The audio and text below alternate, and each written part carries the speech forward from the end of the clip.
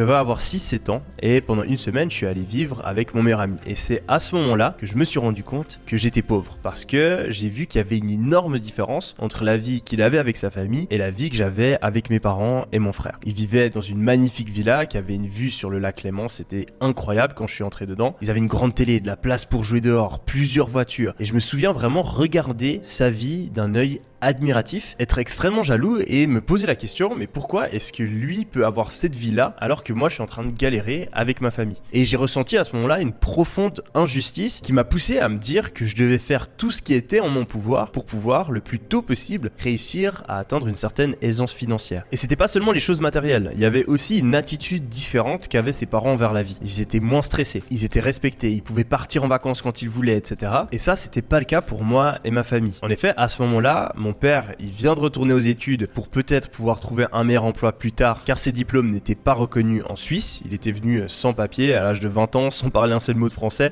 en quête d'une vie meilleure. Et il avait rencontré ma mère un petit peu par hasard. Ils avaient décidé de se marier pour pas qu'il soit renvoyé en Afrique. Et un peu plus tard, ils m'ont eu comme premier enfant. Mon frère a suivi. Ils se sont retrouvés dans cette situation un petit peu compliquée financièrement. Et mon père a décidé d'arrêter les activités de DJ et d'organisation de soirée qu'il avait à l'époque pour justement retourner étudier et avoir un meilleur emploi. Mais pendant toute cette période de transition, c'est ma mère qui devait gagner de l'argent pour toute la famille. Et voilà, on vivait dans un HLM, on mangeait des pâtes la plupart du temps et on avait beaucoup de limites d'un point de vue financier. Mais ça, je l'avais pas réellement remarqué avant. Et c'est vraiment le fait d'être confronté, de voir cette énorme différence qu'il y avait entre la vie de mon pote et la mienne qui m'a fait réaliser que pas tout le monde avait ces problèmes-là. Donc ça a été un espèce d'électrochoc. Et du coup, cette question, comment devenir riche, elle est restée bloquée dans mon cerveau.